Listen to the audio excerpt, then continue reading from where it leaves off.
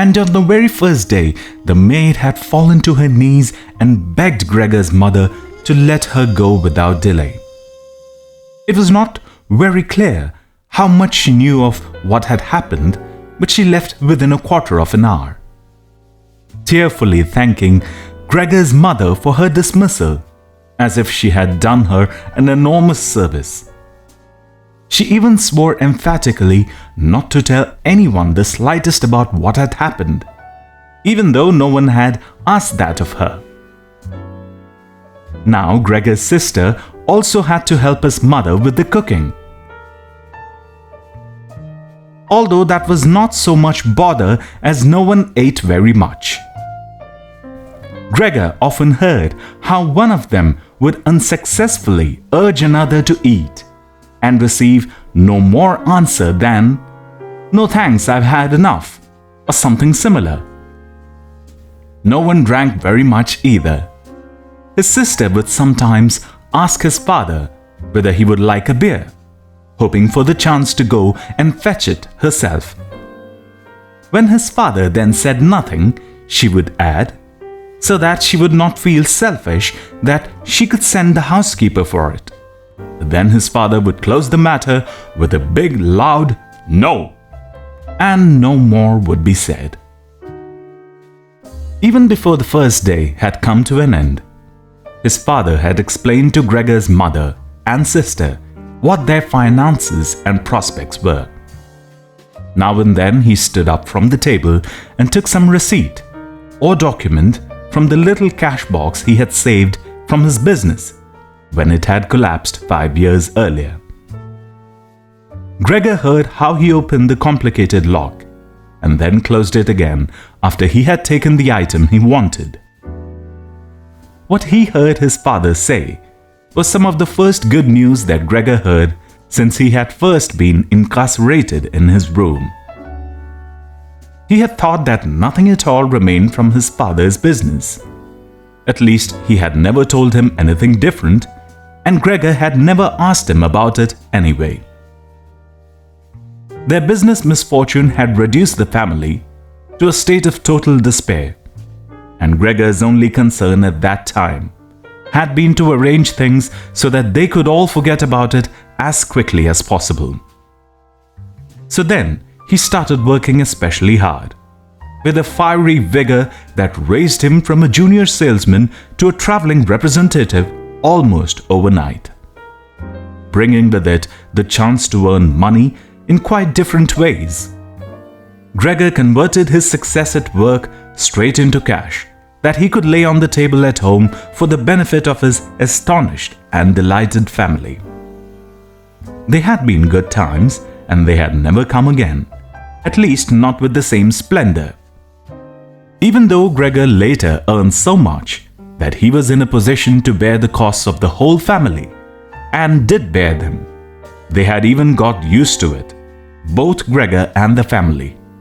They took the money with gratitude, and he was glad to provide it, although there was no longer much warm affection given in return. Gregor only remained close to his sister now. Unlike him, she was very fond of music and a gifted and expressive violinist. It was his secret plan to send her to the conservatory next year, even though it would cause great expense that would have to be made up for in some other way. During Gregor's short periods in town, conversation with the sister would often turn to the conservatory, but it was only ever mentioned as a lovely dream that could never be realized. Their parents did not like to hear this innocent talk, but Gregor thought about it quite hard and decided he would let them know what he had planned with the grand announcement of it on Christmas Day. That was the sort of totally pointless thing that went through his mind in his present state. Pressed upright against the door and listening, there were times when he simply became too tired to continue listening.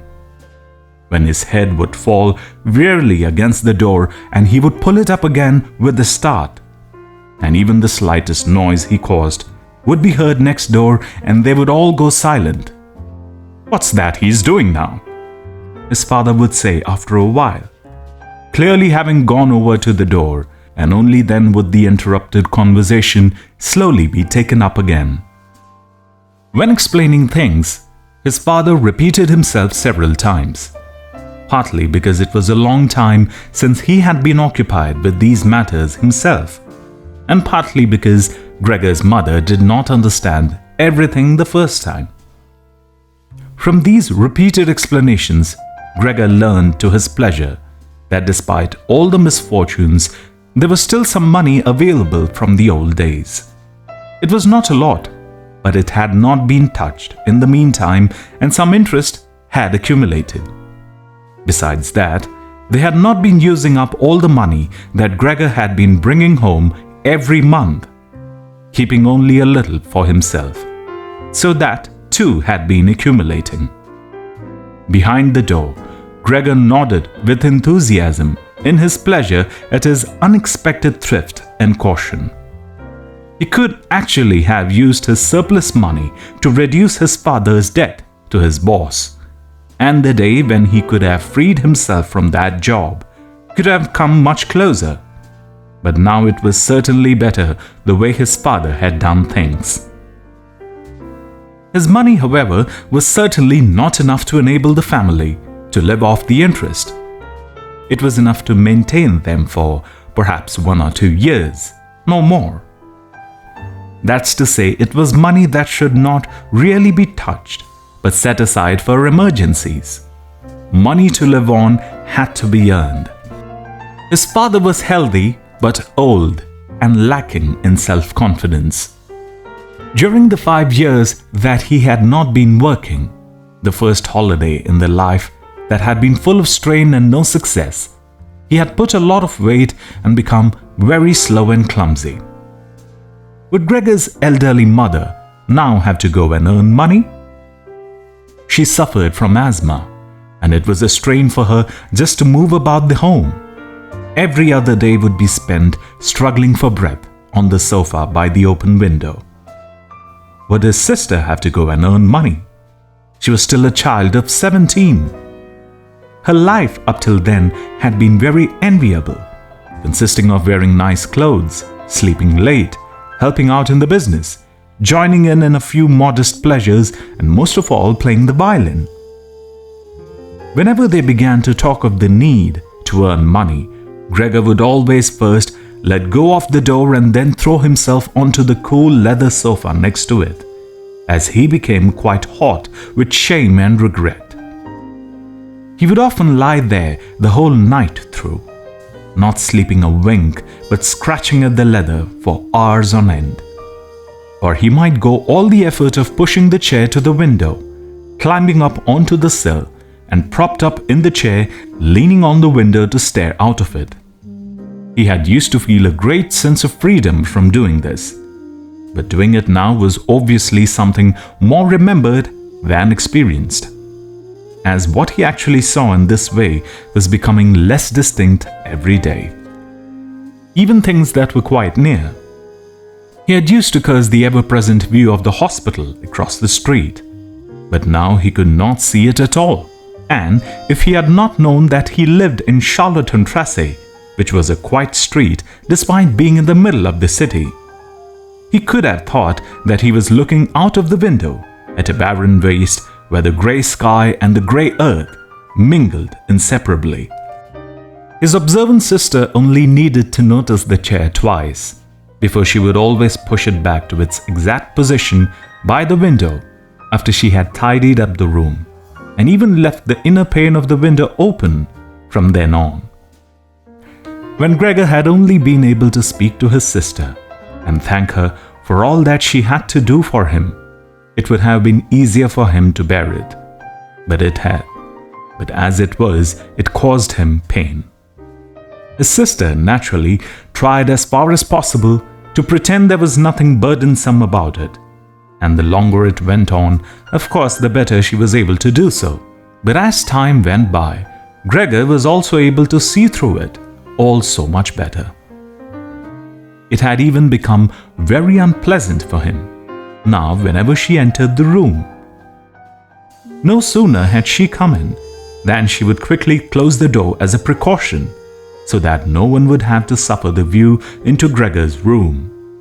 Then she would go straight to the window and pull it hurriedly open, almost as if she was suffocating. Even if it was cold, she would stay at the window breathing deeply for a little while. She would alarm Gregor twice a day with this running about and noise-making. He would stay under the couch, shivering the whole while, knowing full well she would certainly have liked to spare him this ordeal. But it was impossible for her to be in the same room with him with the windows closed. One day, about a month after Gregor's transformation, when his sister no longer had any particular reason to be shocked at his appearance, she came into the room a little earlier than usual and found him staring out of the window, motionless and just where he would be most horrible. In itself, his sister's not coming into the room would have made no surprise for Gregor, as it would have been difficult for her to immediately open the window while he was still there. But not only did she not come in, she went straight back and closed the door behind her. A stranger would have thought he had threatened her and tried to bite her. Gregor went straight to hide himself under the couch, of course, but he had to wait until midday before his sister came back, and she seemed much more uneasy than usual. It made him realize that she still found his appearance unbearable and would continue to do so. She probably even had to overcome the urge to flee when she saw the little bit of him that protruded from under the couch. One day, in order to spare her even this sight, he spent 4 hours carrying the bedsheet over to the couch on his back and arranged it so that he was completely covered and his sister would not be able to see him, even if she bent down. If she did not think the sheet was necessary, then all she had to do was take it off again, as it was clear enough that it was no pleasure for Gregor to cut himself off so completely. She left the sheet where it was.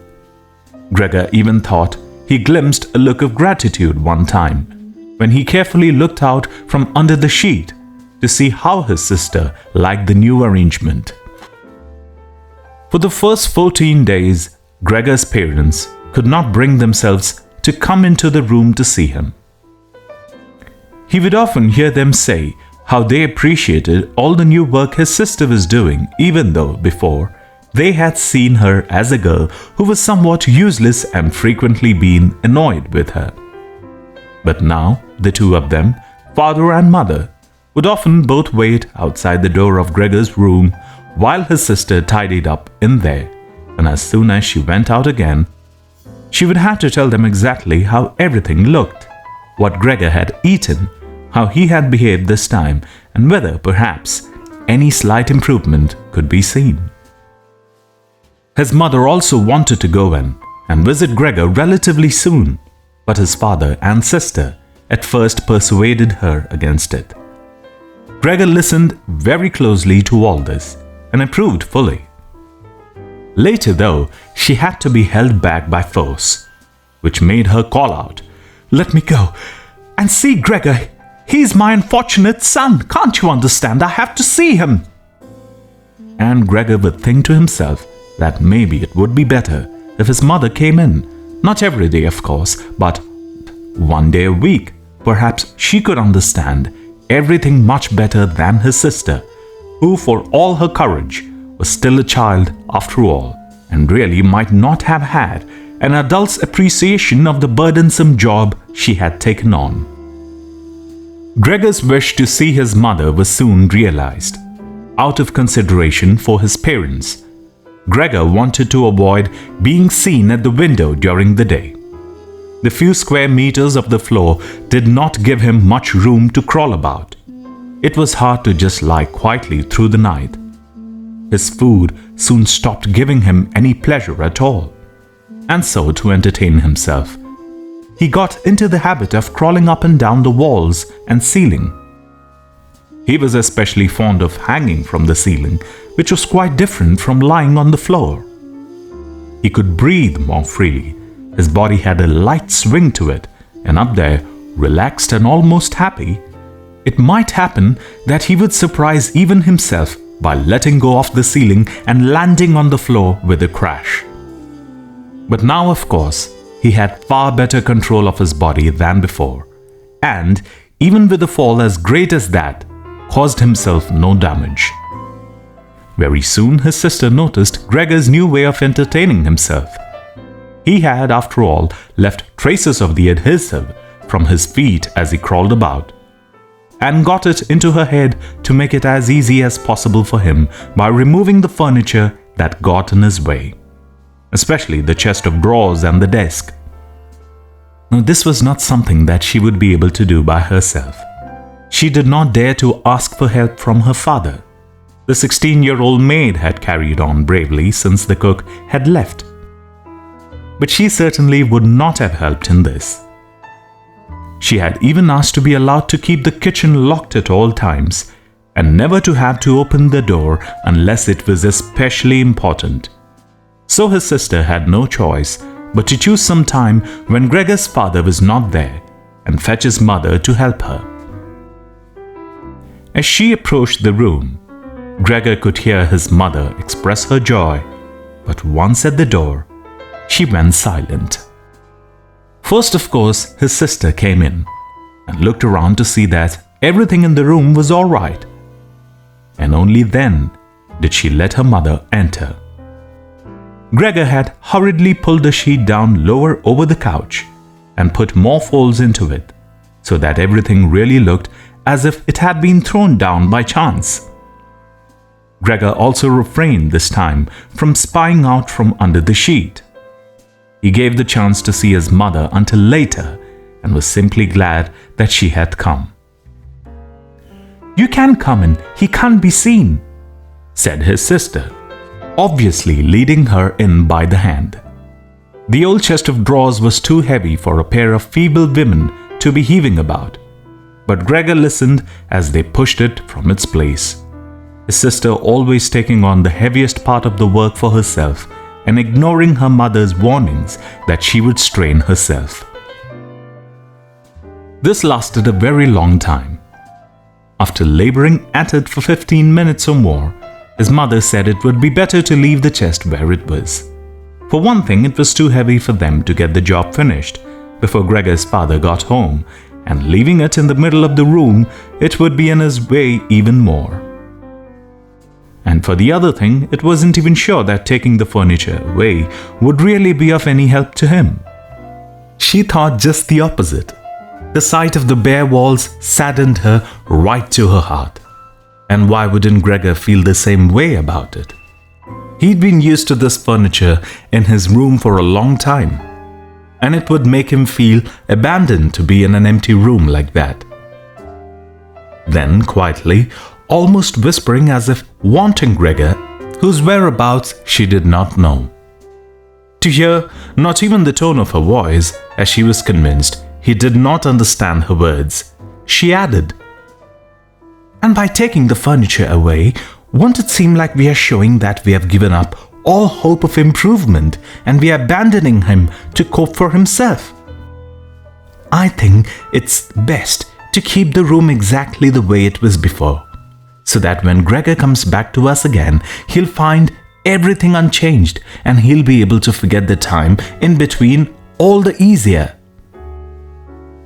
Hearing these words from his mother made Gregor realize that the lack of any direct human communication, along with the monotonous life led by the family during these 2 months, must have made him confused. He could think of no other way of explaining to himself why he had seriously wanted this room emptied out. Had he really wanted to transform this room into a cave? A warm room fitted out with the nice furniture he had inherited? That would have left him crawl around unimpeded in any direction. But it would also have been let him quickly forget his past when he had still been human. He had come very close to forgetting, and it had only been the voice of his mother, unheard for so long, that had shaken him out of it. Nothing should be removed. Everything has to stay. He could not do without the good influence the furniture had on his condition. And if the furniture made it difficult for him to crawl about mindlessly, that was not a loss but a great advantage. His sister, unfortunately, did not agree. She had become used to the idea, not without reason, that she was Gregor's spokesman to his parents about the things that concerned him. This meant that his mother's advice now was sufficient reason for her to insist on removing not only the chest of drawers and the desk, as she had thought at first, but all the furniture apart from the all-important couch. It was more than childish perversity, of course, or the unexpected confidence she had recently acquired that made her insist she had indeed noticed that Gregor needed a lot of room to crawl about in. Whereas the furniture, as far as anyone could see, was of no use to him at all. Girls of that age, though, do become enthusiastic about things and feel they must get their way whenever they can. Perhaps this was what tempted Grete to make Gregor's situation seem even more shocking than it was, so that she could do even more for him. Grete would probably be the only one who would dare enter a room dominated by Gregor, crawling about the bare walls by himself. So she refused to let her mother dissuade her. Gregor's mother already looked uneasy in his room. She soon stopped speaking and helped Gregor's sister to get the chest of drawers out with what strength she had. The chest of drawers was something that Gregor could do without if he had to, but the writing desk had to stay. Hardly had the two women pushed the chest of drawers, groaning, out of the room, than Gregor poked his head out from under the couch to see what he could do about it. He meant to be as careful and considerate as he could. But unfortunately, it was his mother who came back first, while Grete in the next room had her arms around the chest, pushing and pulling at it from side to side by herself, without, of course, moving it an inch. His mother was not used to the sight of Gregor. He might have made her ill, so Gregor hurried back to the far end of the couch. In his startlement, though, he was not able to prevent the sheet at its front from moving a little. It was enough to attract his mother's attention. She stood very still, remained there a moment, and then went back out to Grete. Gregor kept trying to assure himself that nothing unusual was happening. It was just few pieces of furniture being moved after all. But he soon had to admit that the women going to and fro, their little calls to each other, the scraping of the furniture on the wall, all these things made him feel as if he were being assailed from all sides. With his head and legs pulled in against him and his body pressed to the floor, he was forced to admit to himself that he could not stand all of this much longer. They were emptying his room out, taking away everything that was dear to him. They had already taken out the chest containing his fresto and other tools. Now they threatened to remove the writing desk with its place clearly worn into the floor. The desk where he had done his homework as a business trainee at high school, even while he had been at infant school. He really could not wait any longer to see whether the two women's intentions were good. He had nearly forgotten they were there anyway, as they were now too tired to say anything while they worked, and he could only hear their feet as they stepped heavily on the floor. So, while the women were leant against the desk in the other room catching their breath, he sallied out, changed direction 4 times, not knowing what he should say first, before his attention was suddenly caught by the picture on the wall, which was already denuded of everything else that had been on it. of the lady dressed in copious fur. He hurried up onto the picture and pressed himself against its glass. It held him firmly and felt good on his hot belly. This picture, at least, now totally covered by Gregor, would certainly be taken away by no one. He turned his head to face the door in the living room so that he could watch the women when they came back. They had not allowed themselves a long rest and came back quite soon. Grete had put her arm around her mother and was nearly carrying her. "What shall we take now, then?" said Grete and looked around. Her eyes met those of Gregor on the wall. Perhaps only because her mother was there, she remained calm, bent her face to her so that she would not look around, and said, albeit hurriedly and with a tremor in her voice, "Come on, let's go back in the living room for a while." Gregor could see what Grete had in her mind. She wanted to take her mother somewhere safe and then chase him down from the wall. Well, she could certainly try it. He sat unyielding on his picture. He would rather jump at Grete's face. But Grete's word had made her mother quite worried. She stepped to one side, saw the enormous brown patch against the flowers of the wallpaper, and before she even realized it was Gregor that she saw, screamed, "Oh God! Oh God!"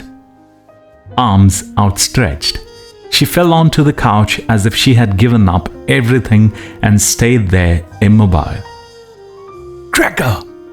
shouted his sister, glowering at him and shaking her fist. That was the first word she had spoken to him, directly since his transformation. She ran into the other room to fetch some kind of smelling salts to bring her mother out of her faint. Gregor wanted to help too. He could save his picture later, although he stuck fast to the glass and had to pull himself off by force. He then too ran to the next room as if he could advise his sister like in the old days. But he had to just stand behind her doing nothing. She was looking into various bottles. He startled her when she turned around. A bottle fell to the ground and broke. A splinter cut Gregor's face. Some kind of caustic medicine splashed all over him. Now, without delaying any longer, Grete took hold of all the bottles she could and ran with them into her mother. She slammed the door shut with her foot. So now Gregor was shut out from his mother, who, because of him, might be near to death. He could not open the door if he did not want to chase his sister away, and she had to stay with his mother. There was nothing for him to do but wait. And, oppressed with anxiety and self-reproach, he began to crawl about. He crawled over everything: walls, furniture, ceiling, and finally his confusion as the whole room began to spin around him. He fell down in the middle of the dinner table. He lay there for a while, numb and immobile. All around him it was quiet. Maybe that was a good sign. Then there was someone at the door. The maid, of course, had locked herself in the kitchen so that Grete would have to go and answer it. His father had arrived home. "What's happened?" were his first words. Grete's appearance must have made everything clear to him. She answered him with subdued voice and openly pressed her face into his chest. "Mother's fainted, but she's better now. Gregor got out." "Just as I expected," said his father. "Just as I always said, but you women wouldn't listen, would you?" It was clear to Gregor that Grete had not said enough, and that his father took it to mean that something bad had happened, that he was responsible for some act of violence. That meant Gregor would now have to try to calm his father, as he would not have the time to explain things to him, even if that had been possible. So he fled to the door of his room and pressed himself against it, so that his father, when he came in from the hall, could see straight away that Gregor had the best intentions and would go back into the room without delay, and that it would not be necessary to drive him back, but that he had only to open the door and he would disappear. His father, though, was not in a mood to notice subtleties like that. "Ah!" he shouted as he came in, sounding as if he were both angry and glad at the same time. Gregor drew his head back from the door and lifted it towards his father. He really had not imagined his father the way he stood there now. Of late, with his new habit of crawling about, he had neglected to pay attention of what was going on in the rest of the flat the way he had done before. He really ought to have expected things to have changed. But still, was that really his father? The same tired man as used to be laying there entombed in his bed when Gregor came back from his business trips, who would receive him sitting in the armchair in his nightgown when he came back in the evenings, who was hardly even able to stand up, but as a sign of his pleasure would just raise his arms, and who on the couple of times a year when they went for a walk together on a Sunday or public holiday, wrapped up tightly in his overcoat between Gregor and his mother, who would always labor his way forward a little more slowly than them, who were already walking slow for his sake, who would place his stick down carefully and, if wanted to say something, would invariably stop and gather his companions around him. He was standing up straight enough now, dressed in a smart blue uniform with gold buttons, the sort worn by the employees at the banking institute. Above the high stiff collar of the coat, his strong double chin emerged. Under the bushy eyebrows, his piercing dark eyes looked out fresh and alert. His probably unkempt white hair was combed down painfully close to his scalp.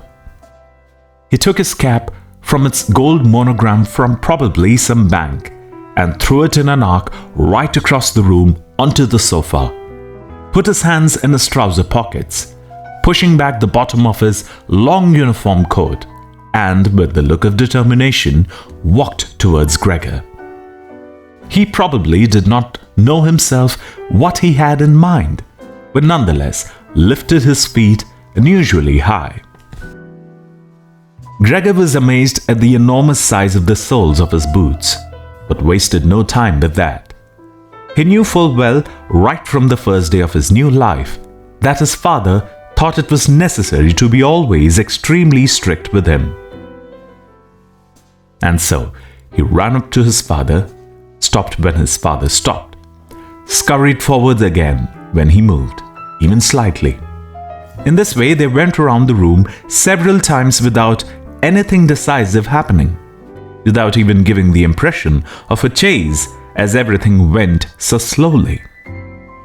Gregor remained all this time on the floor, largely because he feared his father might see it as especially provoking if he fled onto the wall or ceiling. Whatever he did, Gregor had to admit that he certainly would not be able to keep up this running about for long. As for each step his father took, he had to carry out countless movements. He became noticeably short of breath. Even in his earlier life, his lungs had not been reliable. Now, as he lurched about in his efforts to muster all the strength he could for running, he could hardly keep his eyes open. His thoughts became too slow for him to think of any other way of saving himself than running. He almost forgot that the walls were there for him to use, although they were concealed behind carefully carved furniture full of notches and protrusions. Then, right beside him, lightly tossed, something flew down and rolled in front of him. It was an apple. Then another one immediately flew at him. Gregor froze in shock. There was no longer any point in running, as his father had decided to bombard him. He had filled his pockets with fruit from the bowl on the sideboard, and now, without even taking the time for careful aim, threw one apple after another.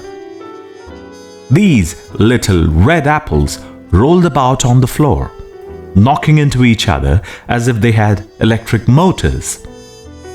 An apple thrown without much force glanced against Gregor's back and slid off without doing any harm. Another one, however, immediately following it, hit squarely and lodged in his back. Gregor wanted to drag himself away, as if he could move the surprising, the incredible pain by changing his position. But he felt as if nailed to the spot and spread himself out, all his senses in confusion. The last thing he saw was the door of his room being pulled open. His sister was screaming. His mother ran out in front of her in her blouse, as her sister had taken some of her clothes after she had fainted to make it easier for her to breathe. She ran to his father, her skirts unfastened and sliding one after another to the ground. Stumbling over the skirts, she pushed herself to his father, her arms around him, uniting herself with him totally. Now Gregor lost his ability to see anything. Her hands behind his father's head, begging him to spare Gregor's life. No one dared to remove the apple lodged in Gregor's flesh, so it remained there as a visible reminder of his injury. He had suffered it there for more than a month, and his condition seemed serious enough to remind even his father that Gregor, despite his current sad and revolting form, was a family member who could not be treated as an enemy. On the contrary, as the family, there was a duty to swallow any revulsion for him and to be patient, just to be patient. Because of his injuries, Gregor had lost much of his mobility, probably permanently. He had been reduced to the condition of an ancient invalid, and it took him long minutes to crawl across his room. Crawling over the ceiling was out of the question, but this deterioration in his condition was fully, in his opinion, made up for by the door to the living room being left open every evening. He got into the habit of closely watching it for 1 or 2 hours before it was opened, and then, lying in the darkness of his room where he could not be seen from his living room, he could watch the family in the light of the dinner table and listen to their conversation, with everyone's permission in a way, and thus quite differently from before. They no longer held the lively conversations of earlier times. Of course, the ones that Gregor always thought about with longing when he was tired and getting into the damp bed in some small hotel room. All of them were usually very quiet nowadays. Soon after dinner, his father would go to sleep in his chair. His mother and sister would urge each other to be quiet.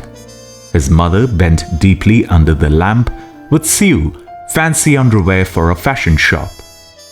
His sister, who had taken a sales job, learned shorthand and French in the evenings so that she might be able to get a better position later on. Sometimes his father would wake up and say to Gregor's mother, "You are doing so much sewing today," as if he did not know that he had been dozing. And then he would go back to sleep again, while mother and sister would exchange a tired grin. With a kind of stubbornness, Gregor's father refused to take his uniform off even at home, while his nightgown hung unused on its peg.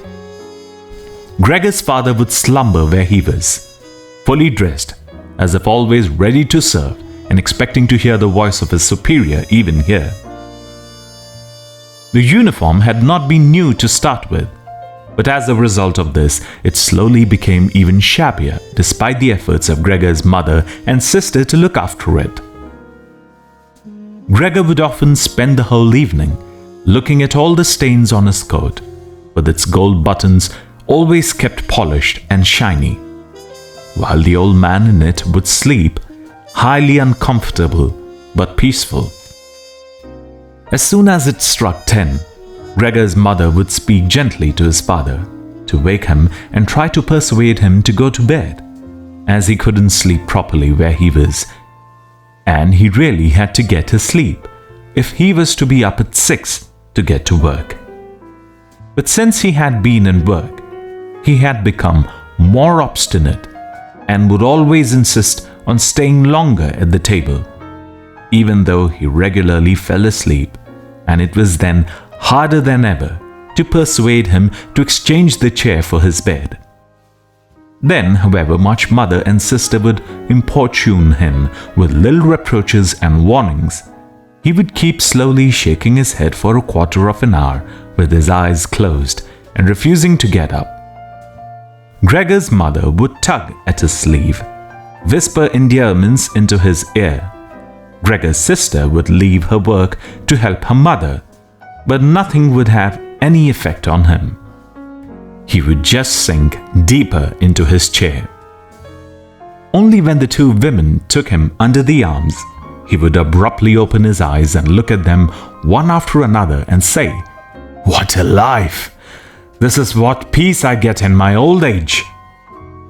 And supported by the two women, he would lift himself up carefully, as if he were carrying the greatest load himself, let the women take him to the door and send them off and carry on by himself, while Gregor's mother would throw down her needle and his sister her pen, so that they could run after his father and continue being of help to him. Who in this tired and overworked family would have had time to give more attention to Gregor than was absolutely necessary? The household budget became even smaller, so now the maid was dismissed. An enormous, thick-boned charwoman with white hair that flapped around her head came every morning and evening to do the heaviest work.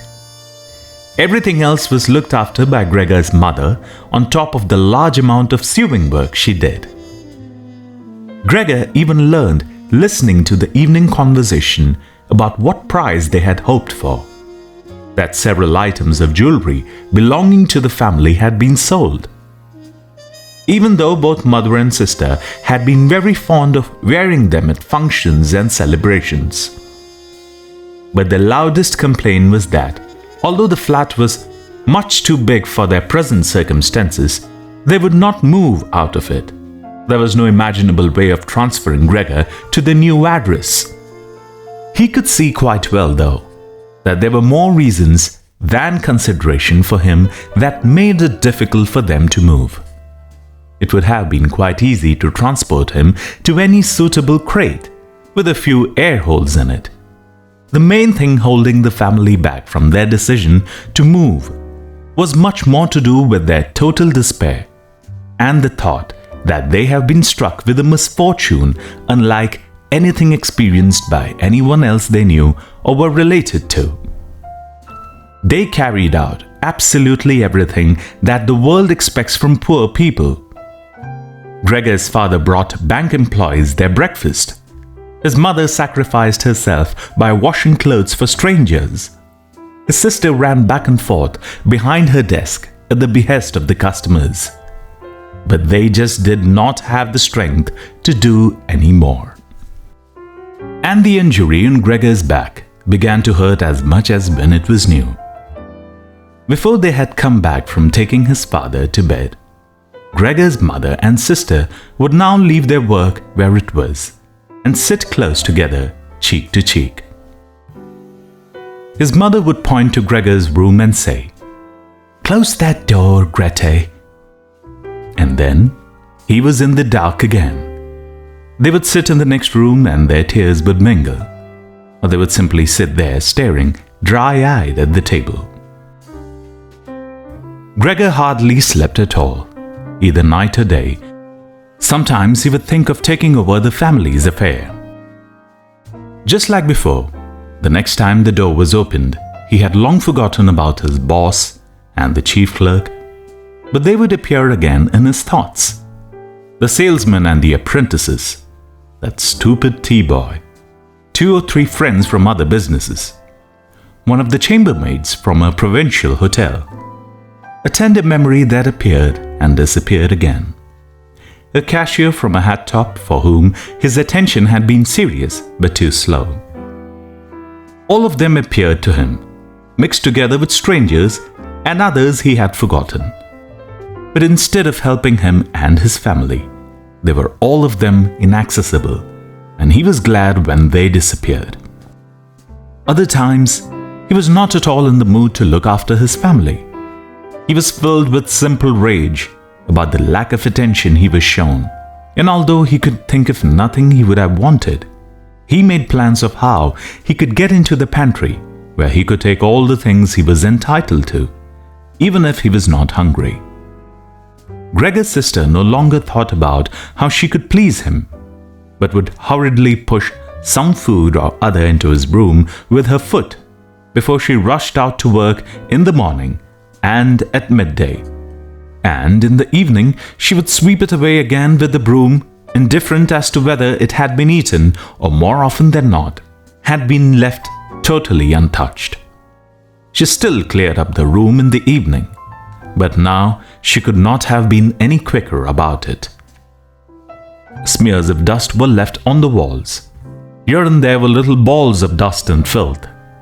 At first, Gregor went into one of the worst of these places when his sister arrived as a reproach to her. But he could have stayed there for weeks without his sister doing anything about it. She could see the dirt as well as he could, but she had simply decided to leave him to it.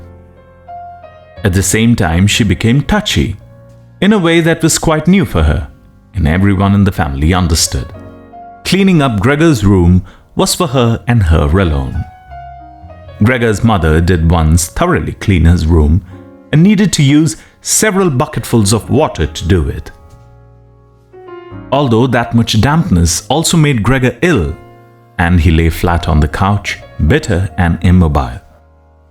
But his mother was to be punished still more for what she had done, as hardly had his sister arrived home in the evening that she noticed the change in the Gregor's room, and, highly aggrieved, ran back into the living room where, despite her mother's raised and imploring hands, she broke into convulsive tears. Her father, of course, was startled out of his chair, and the two parents looked down, astonished and helpless. Then they too became agitated. Gregor's father, standing to the right of his mother, accused her of not leaving the cleaning of Gregor's room to his sister. From her left, Gregor's sister screamed at her that she was never to clean Gregor's room again. While his mother tried to draw his father, who was beside himself with anger, into the bedroom, his sister, quaking with tears, thumped on the table with her small fists, and Gregor hissed in anger that no one had ever thought of closing the door to save him the sight of this and all this noise. Gregor's sister was exhausted from going out to work, and looking after Gregor as she had done before was even more work for her.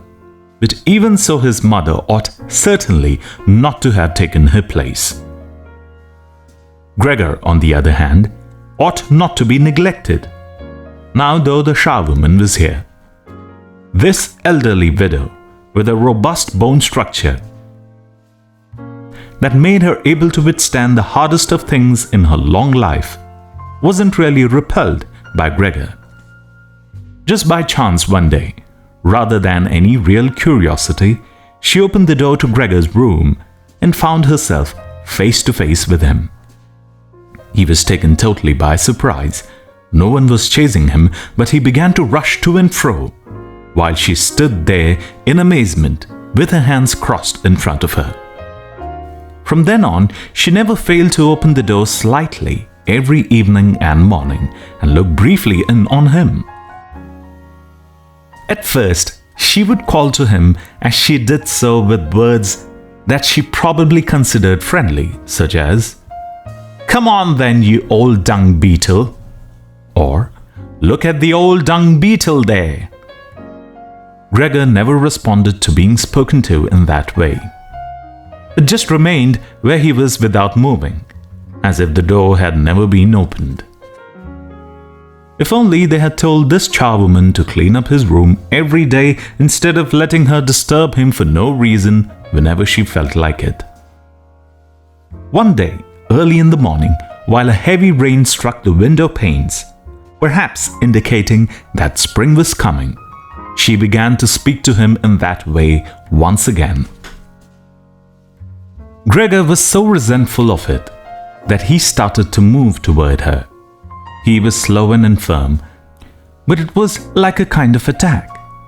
Instead of being afraid, the charwoman just lifted up one of the chairs from near the door and stood there with her mouth open, clearly intending not to close her mouth until the chair in her head had been slammed down into Gregor's back. "Aren't you coming any closer then?" she asked when Gregor turned round again, and she calmly put the chair back in the corner. Gregor had almost entirely stopped eating. Only if he happened to find himself next to the food that had been prepared for him, he might take some of it into his mouth to play with it, leave it there a few hours and then, more often than not, spit it out again. At first he thought it was distress at the state of his room that stopped him eating. But he had soon got used to the changes made there. They had got into the habit of putting things into this room that they had no room for anywhere else. And there were now so many things, as one of the rooms in the flat had been rented out to 3 gentlemen.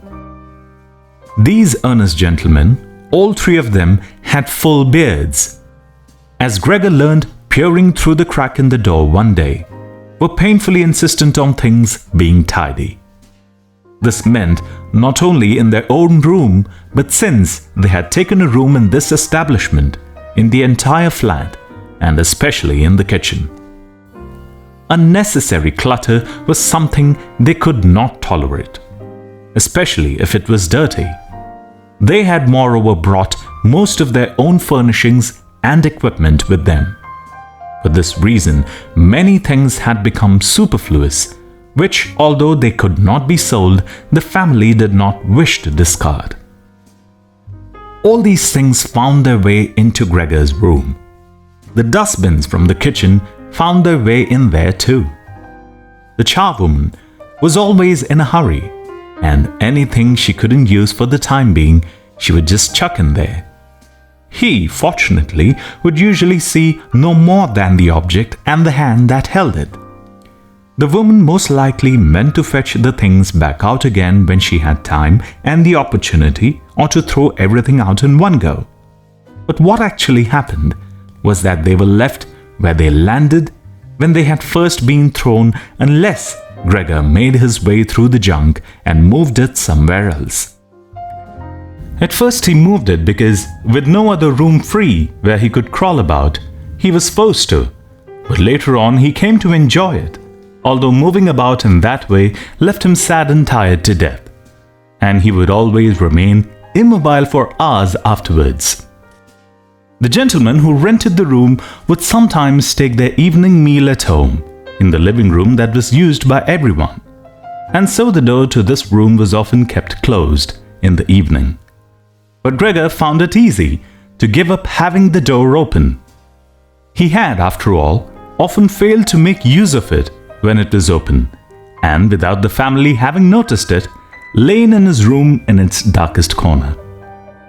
One time, though, the charwoman left the door to the living room slightly open, and it remained open when the gentleman who rented the room came in the evening, and the light was put on. They sat up at the table where formerly Gregor had taken his meals with his father and mother. They unfolded their serviettes and picked up their knives and forks. Gregor's mother immediately appeared in the doorway with a dish of meat, and soon behind her came his sister with a dish piled high with potatoes. The food was steaming and filled the room with its smell. The gentlemen bent over the dishes set in front of them as if they wanted to test the food before eating it. And the gentleman in the middle, who seemed to count as an authority for the other two, did indeed cut off the piece of meat while it was still in its dish, clearly wishing to establish whether it was sufficiently cooked or whether it should be sent back to the kitchen. It was to his satisfaction, and Gregor's mother and sister, who had been looking on anxiously, began to breathe again and smiled. The family themselves ate in the kitchen. Nonetheless, Gregor's father came into the living room before he went into the kitchen, bowed once with his cap in his hand, and did his round of the table. The gentlemen stood as one and mumbled something into their beards. Then, once they were alone, they ate in near perfect silence. It seemed remarkable to Gregor that above all the various noises of eating, their chewing teeth could still be heard, as if they wanted to show Gregor that you need teeth in order to eat, and it was not possible to perform anything with jaws that are toothless, however nice they might be. "I'd like to eat something," said Gregor anxiously, "but not anything like they are eating. They do feed themselves, and here I am, dying." Throughout all this time, Gregor could not remember having heard the violin being played, but this evening it began to be heard from the kitchen. The three gentlemen had already finished their meal. The one in the middle had produced a newspaper, given a page to each of the others, and now they leant back in their chairs, reading them and smoking. When the violin began playing, they became attentive, stood up, and went on tiptoe over to the door of the hallway, where they stood pressed against each other. Someone must have heard them in the kitchen, as Gregor's father called out, "Is the playing perhaps unpleasant for the gentlemen? We can stop it right away." "On the contrary," said the middle gentleman, "would the young lady not like to come in and play for us in the room, where it is, after all, much more cozy and comfortable?" "Oh yes, we'd love to," called back Gregor's father, as if he had been the violin player himself. The gentleman stepped back into the room and waited. Gregor's father soon appeared with the music stand, his mother with the music, and his sister with the violin. She calmly prepared everything for her to begin playing. His parents, who had never rented a room out before and therefore showed an exaggerated courtesy towards the three gentlemen, did not even dare to sit on their own chairs. His father leaned against the door with his right hand pushed in between the two buttons on his uniform coat. His mother, though, was offered a seat by one of the gentlemen and sat, leaving the chair where the gentleman happened to have placed it out of the way in a corner. His sister began to play. Father and mother paid close attention, one on each side, to the movements of their hands. Drawn in by the playing, Gregor had dared to come forward a little, and already had his head in the living room. Before he had taken great pride in how considerate he was, but now it hardly occurred to him that he had become so thoughtless about the others. What's more, there was now all the more reason to keep himself hidden, as he was covered in the dust that lay everywhere in his room and flew up at the slightest movement. He carried threads, hairs, and remains of food about his back and sides. He was much too indifferent to everything now to lay on his back and wipe himself on the carpet like he used to several times a day. And despite this condition, he was not too shy to move forward a little onto the immaculate floor of the living room. No one noticed him, though. The family was totally preoccupied with the violin playing. At first, the three gentlemen had put their hands in their pockets and come up far too close behind the music stand to look at all the notes being played, and they must have disturbed Gregor's sister. But soon, in contrast with the family, they withdrew back to the window with their heads sunk and talking to each other at half volume, and they stayed by the window while Gregor's father observed them anxiously. It really now seemed very obvious that they had expected to hear some beautiful or entertaining violin playing but had been disappointed. that they have had enough of the whole performance, and it was now out of politeness that they allowed their peace to be disturbed. It was especially unnerving the way they all blow the smoke from their cigarettes, upwards from their mouth and noses. Yet, Gregor's sister was playing so beautifully. Her face was leaned to one side, following the lines of music with careful and melancholy expression. Gregor crawled a little forward, keeping his head close to the ground so that he could meet her eyes if the chance came. Was he an animal if music could captivate him so? It seemed to him that he was being shown the way to the unknown nourishment he had been yearning for. He was determined to make his way forward to his sister and tug at her skirt to show her she might come to his room with her violin, as no one appreciated her playing here as much as he would. He never wanted to let her out of his room, not while he lived. Anyway, his shocking appearance should for once be of some use to him. He wanted to be at every door of his room at once to hiss and spit at the attackers. His sister should not be forced to stay with him, though, but stay of her own free will. She would sit beside him on the couch with her ear bent down to him, while he told her how he always intended to send her to the conservatory, how he would have told everyone about it last Christmas. Has Christmas really come and gone already? If this misfortune hadn't got in the way and refused to let anyone dissuade him from it. On hearing all this, his sister would break out in tears of emotion, and Gregor would climb up to her shoulder and kiss her neck, which she had been going out to work. She had kept free without any necklace or collar. "Mr. Samsa!" shouted the middle gentleman to Gregor's father, pointing without wasting any more words with his forefinger at Gregor as he slowly moved forward. The violin went silent. The middle of the three gentlemen first smiled at his two friends, shaking his head, and then looked back at Gregor. His father seemed to think it more important to calm the three gentlemen before driving Gregor out, even though they were not at all upset, and seemed to think Gregor was more entertaining than the violin playing had been. He rushed up to them with his arms spread out and attempted to drive them back into their room at the same time as trying to block their view of Gregor with his body.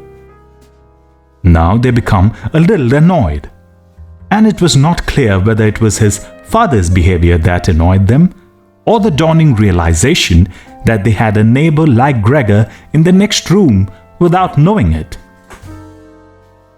They asked Gregor's father for explanations, raised their arms like he had, tugged excitedly at their beards, and moved back towards their room only very slowly.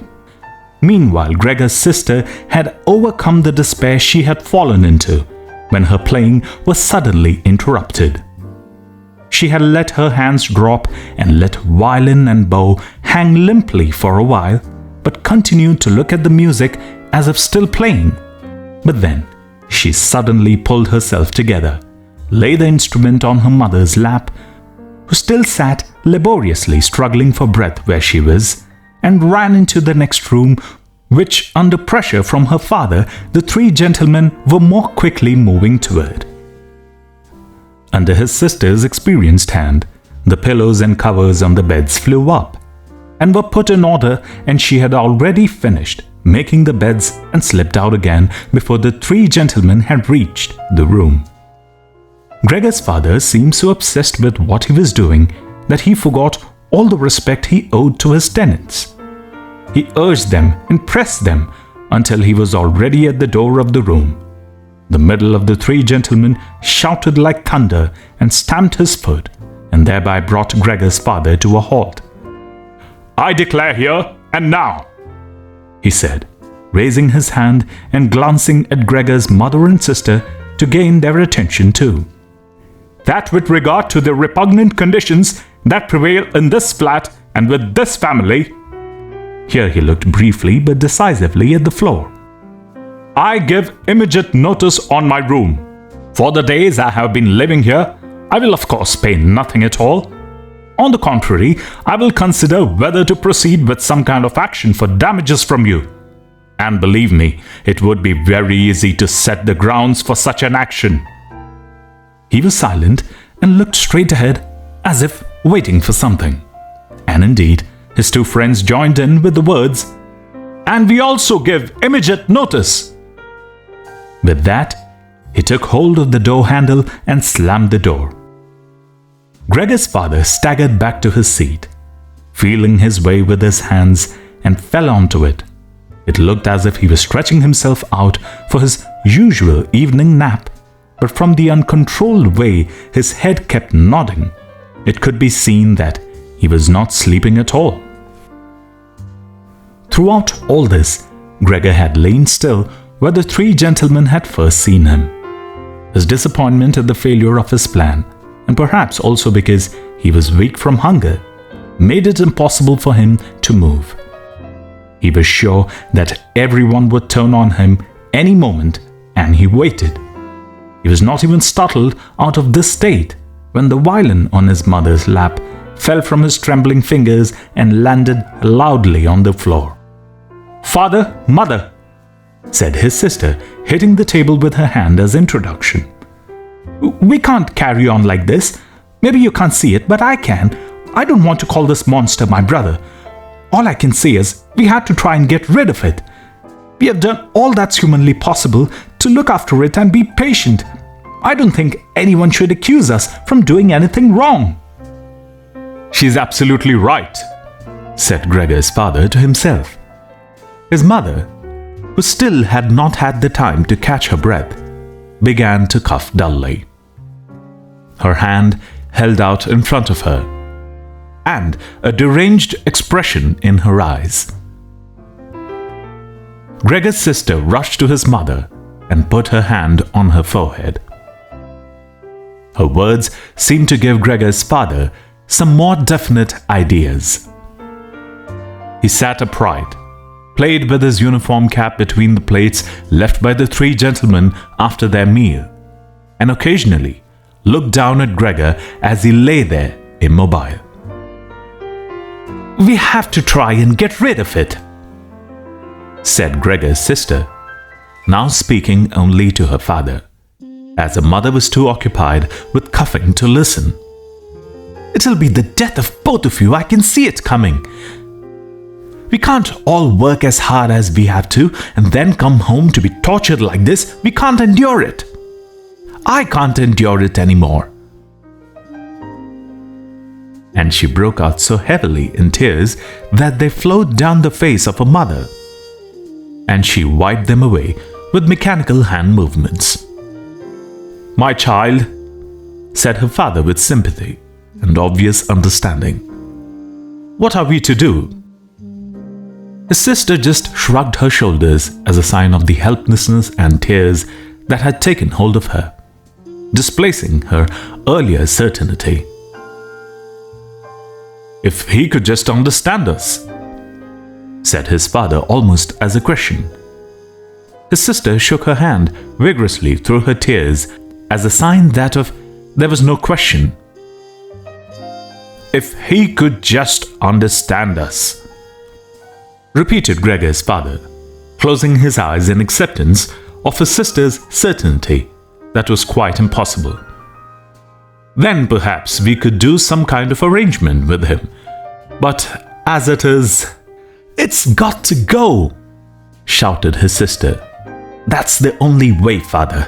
You've got to get rid of the idea that that's Gregor. We've only harmed ourselves by believing it for so long. How can that be Gregor?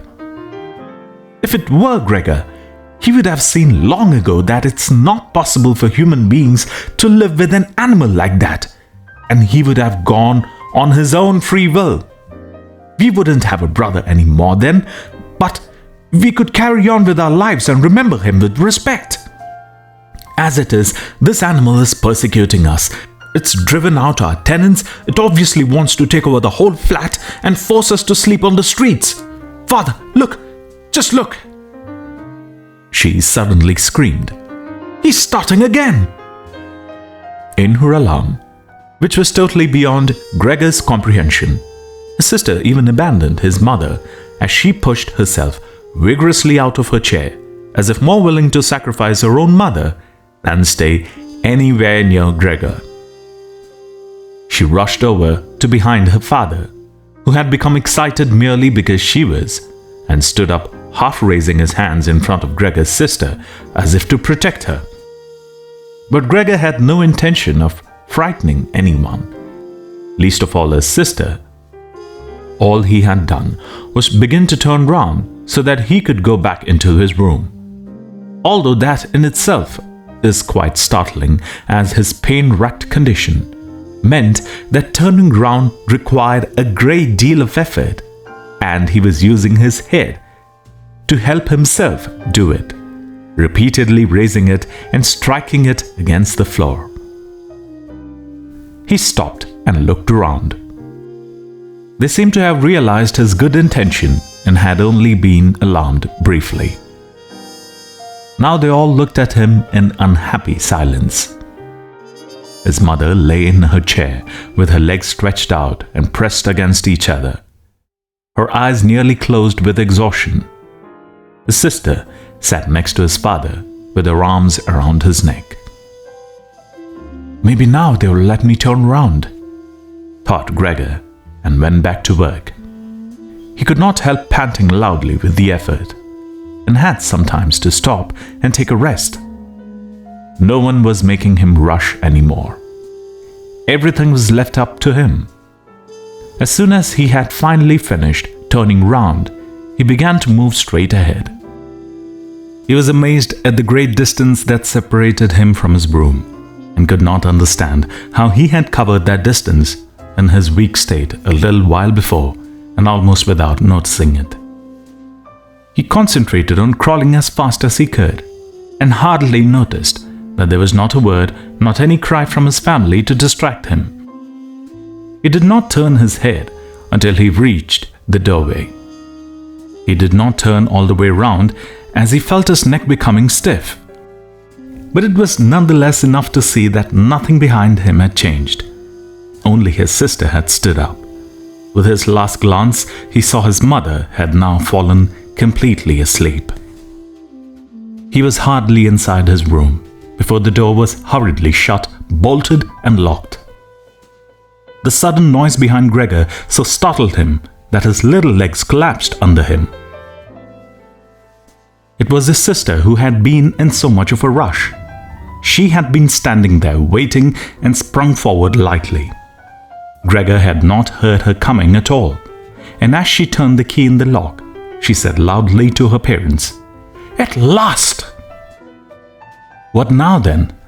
Gregor asked himself as he looked around in the darkness. He soon made the discovery that he could no longer move at all. This was no surprise to him.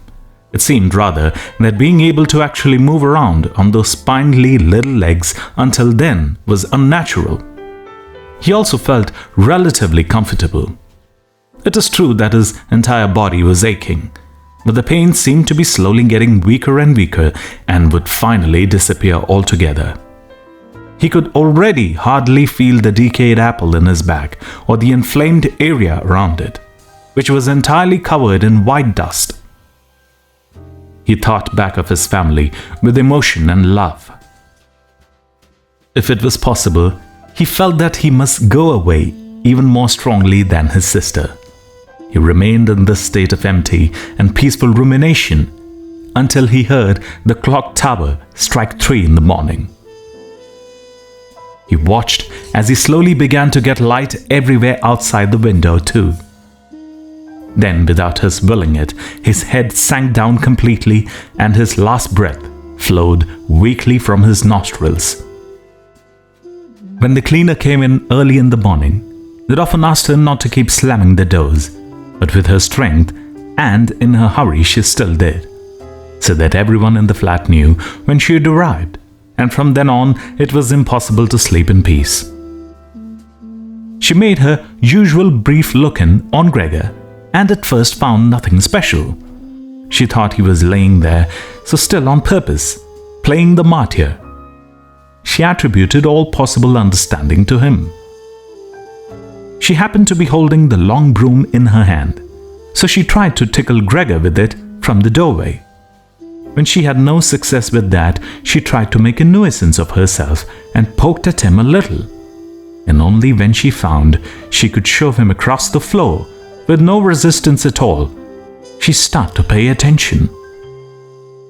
She soon realized what had really happened, opened her eyes wide, whistled to herself, but did not waste time to yank open the bedroom doors and shout loudly into the darkness of the bedrooms. "Come on, have a look at this. It's dead. Just lying there, stone dead." Mr. and Mrs. Samsa sat upright there in their marriage bed and had to make an effort to get over the shock caused by the cleaner before they could grasp what she was saying. But then, each from his own side, they hurried out of bed. Mr. Samsa threw the blanket over his shoulders. Mrs. Samsa just came out in her nightdress. And that is how they went into Gregor's room. On the way, they opened the door to the living room where Grete had been sleeping since the three gentlemen had moved in. She was fully dressed as if she had never been asleep, and the paleness of her face seemed to confirm this. "Dead?" asked Mrs. Samsa, looking at the charwoman inquiringly, even though she could have checked for herself and could have known it without checking. "That's what I said," replied the cleaner to prove she gave Gregor's body another shove with the broom, sending it sideways across the floor. Mrs. Samsa made a movement as if she wanted to hold back the broom, but did not complete it. "Now then," said Mr. Samsa, "let's give thanks to God for that." He crossed himself, and the three women followed his example.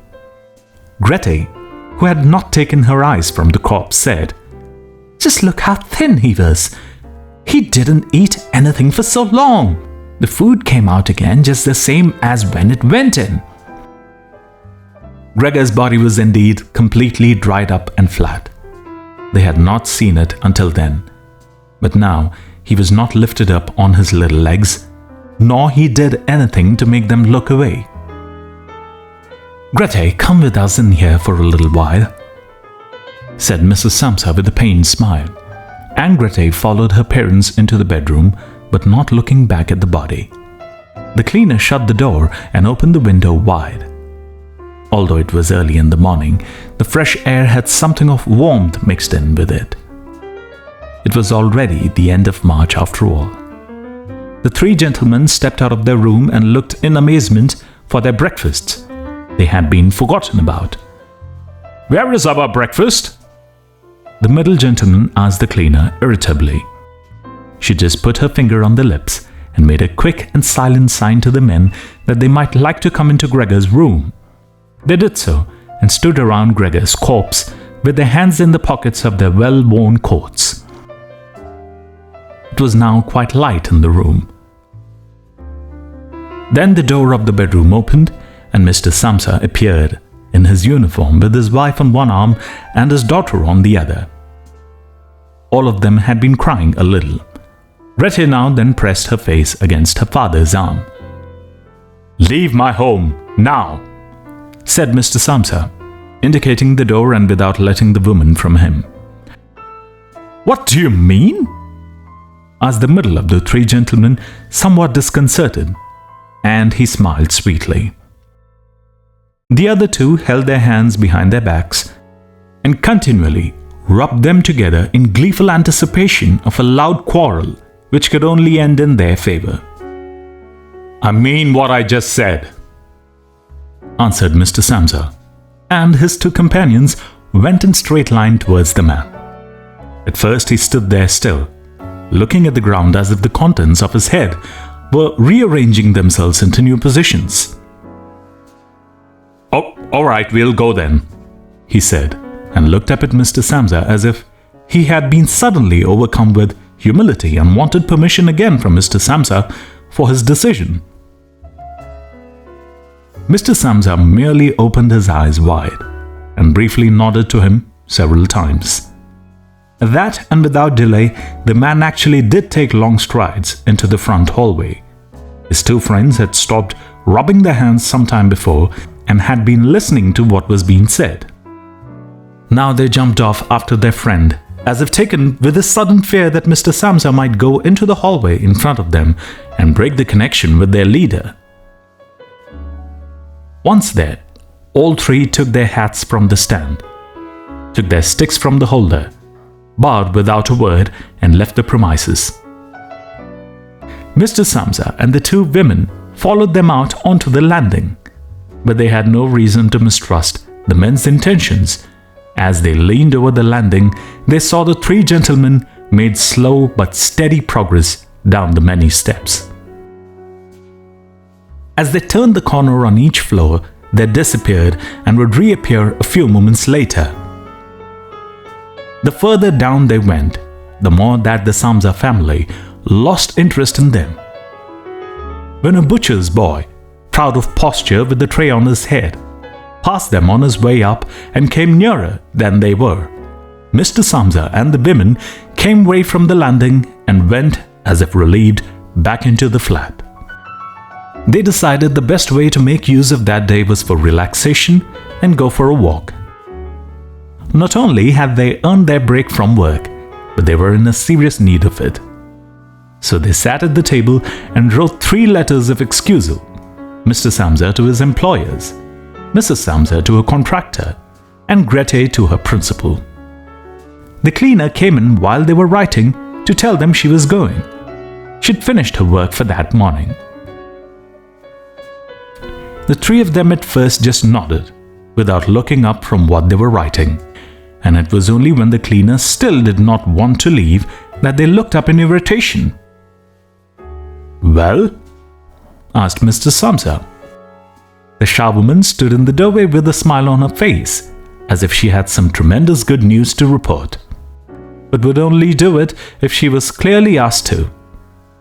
The almost vertical little ostrich feather on her hat, which had been a source of irritation for Mr. Samsa all the time she had been working for them, swayed gently in all directions. "What is it do you want, then?" asked Mrs. Samsa, whom the cleaner had the most respect for.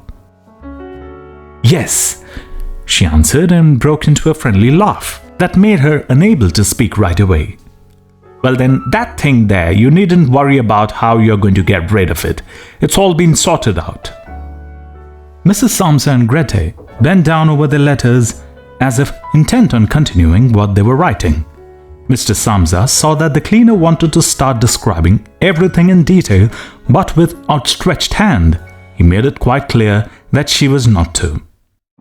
So as she was preventing from telling them all about it, she suddenly remembered what a hurry she was in and clearly peeved, calling out, "Cheerio then, everyone!"